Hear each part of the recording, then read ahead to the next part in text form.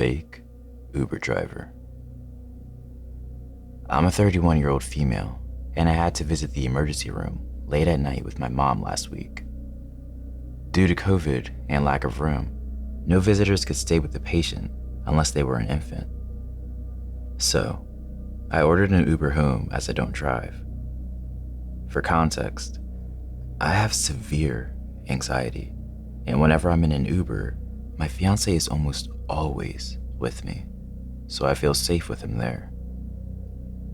The roads of this particular hospital are a little confusing, and I later found out that my Uber driver was on the other side of the emergency entrance.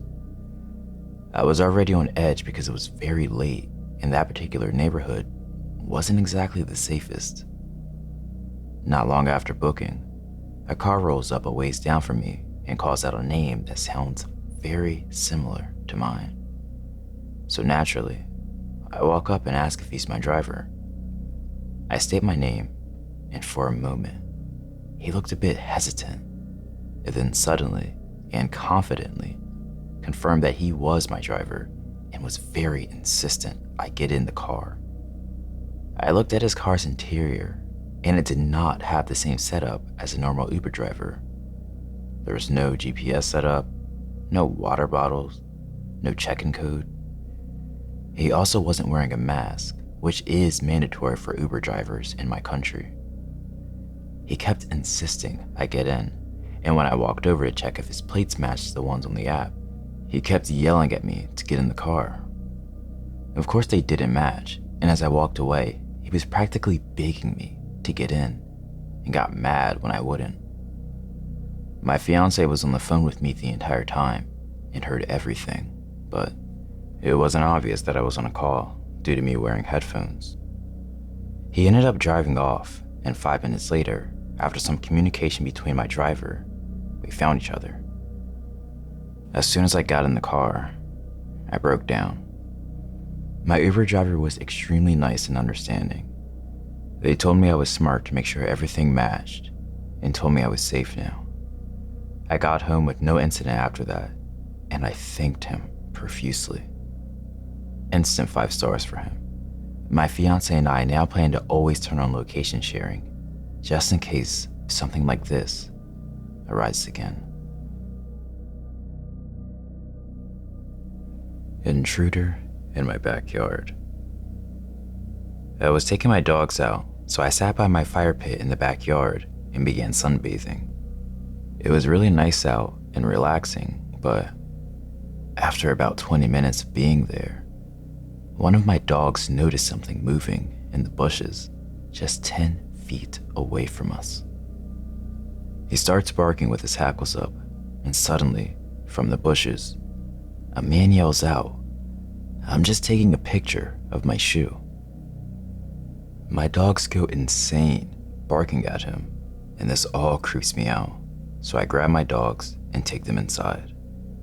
Once I get inside and lock the door behind me, I call my boyfriend and tell him what's going on.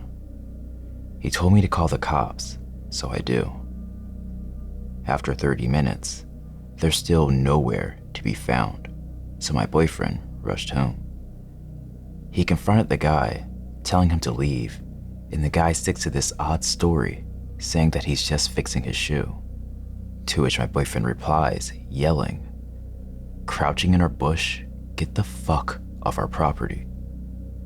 This guy continues to stay there for a while, until finally leaving. Luckily, nothing bad physically happened, but what do you think his motives were? Creepy abandoned house in the country. A couple of years ago, my buddy and I were bored one afternoon and decided to explore an abandoned house. I had spotted it earlier that week when I was out on a drive. We live in a town that is mostly suburbs, but if you drive 5 minutes north, it's all country roads, farmland, forests, etc. The abandoned house I spotted was in the middle of a field. There wasn't a paved road or gravel driveway that led up to it, so we parked as close as we could on the side of the road and walked through the tall grass to reach it.